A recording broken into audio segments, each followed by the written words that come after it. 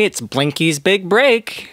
Say hello to your new teen idol, Blinky the Fish. Subscribe for news about Blinky's debut album, Baby One More Eye, coming out January 12th. Hi, I'm Torin, and welcome to Torin Loves The Simpsons. Today we're looking at Season 2, Episode 4, 2 Cars in Every Garage and 3 Eyes on Every Fish. An episode where Bart catches a three-eyed fish in a stream near the nuclear plant, sparking public outcry and a government crackdown, prompting Mr. Burns to run for governor in order to loosen regulations. Let's dive in. Let's start with the humor, and I'm just gonna come right out and say this is the funniest episode of the series so far. No doubt.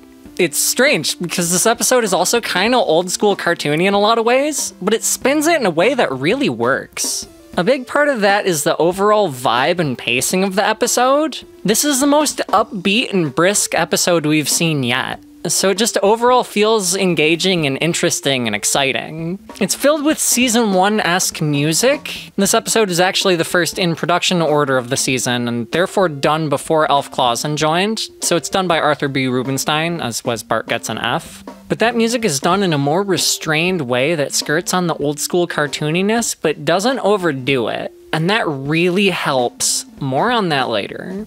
But I'm also excited to introduce a new segment called Certified S-Tier Moment. You may be asking what the hell that means, so let me explain it to you. Certified is a Rickyism. S-Tier means really, really good. And moment is a thing that happens in the show. So basically, this is a segment about jokes and moments that I think just absolutely fucking slap. You know, the truly classic jokes. And today I present to you an actor portraying Charles Darwin. That joke is fucking genius and hilarious and really, really good, and I love it. And that concludes this installment of Certified S-Tier Moments. We also have some really great visuals, like Maggie using her pacifier as an eating utensil, and the photo of Mr. Burns his campaign uses as a rally backdrop. I particularly love how Lisa's face brightens up when Marge reveals cooked Blinky for dinner. We also get a very nice, slow-paced montage of the nuclear inspector's visit, which helps give some variety to the humor. I would say this episode feels like a Season 1 episode in a lot of ways. It's what Season 1 could be with more lively pacing. A pacing almost more characteristic of Season 3 than Season 2. So this episode is a weird amalgamation stylistically, but it just works. I'm giving this episode's humor an S-, making it the first S-tier humor of the series. This episode really brings it plot-wise, too.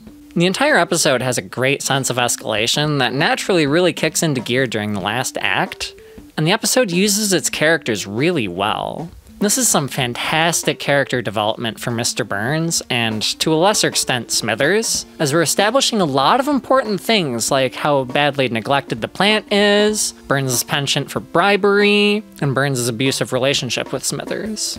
We've seen a bit of Smithers toadying, but nothing on the level of Burns threatening to hit him until now.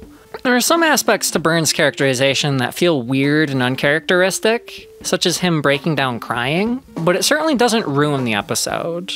The moments that feel a little weird also pretty much all serve the plot so well that I don't even care.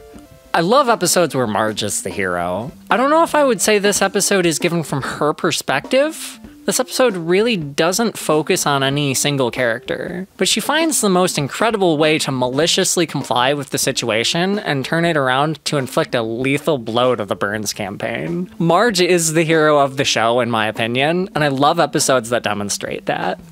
Marge's dinner stunt is a great and, to a new viewer, unexpected callback to Blinky, and serves as a nice way to tie the whole episode together. This is what the nerds call a cohesive plot, where the end of the episode makes a reference to the beginning of the episode to make the entire episode feel relevant to the conclusion, and it makes a great climax for the plot. It's definitely slightly retconned when we see Grandpa's opinion of Burns sway. As we see later on in The Curse of the Flying Hellfish, that Grandpa very much knows Burns already. Or, well, we can look at it as that different episodes exist in different timelines. So I guess this episode is in a timeline where they weren't in the army together. I like that timeline's perspective. It makes the episodic nature of the show make more sense.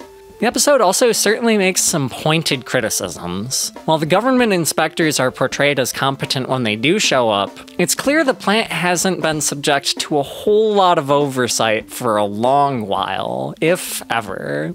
This is a much more thorough yet subtle criticism of government corruption and failure than pretty much anything ever done with Mayor Quimby. The episode is also clearly criticizing nuclear energy, which certainly is a theme to the entire show, what with there being a major villain who runs the local nuclear plant badly. And that's something I want to take a quick moment to address because I think nuclear energy is unfairly maligned and is becoming ever more necessary as a component that we in the United States should really be expanding on in order to meet our energy needs with minimal carbon emissions. With the proper construction and with competent and adequate staffing, nuclear energy is a lot safer than the Simpsons would have you believe. The issue is a lot more complicated, such as the need to properly store nuclear waste, which we are dropping the ball on incredibly hard, even though we built a proper storage facility and it's totally ready to use. So I'm not trying to have a full-on debate, but I want to encourage anti-nuclear folks out there to look into it a little more and reconsider. Thanks. Anyways, I think this plot is phenomenal. It's the most fun you'll ever have watching a political thriller. I'm giving it an S. And now for the final rating. We have an S- for the humor and an S for the plot, and I think this episode truly deserves a final rating of S. This episode is a classic and really deserves a watch. And as for Blinky, check out his new song, Toxic. It's a banger. Thank you for watching. Don't forget to peruse that like button and engage the subscribe button, including activation of the notifications via the bell. Up next we have Dancin' Homer, so I will see you in that episode.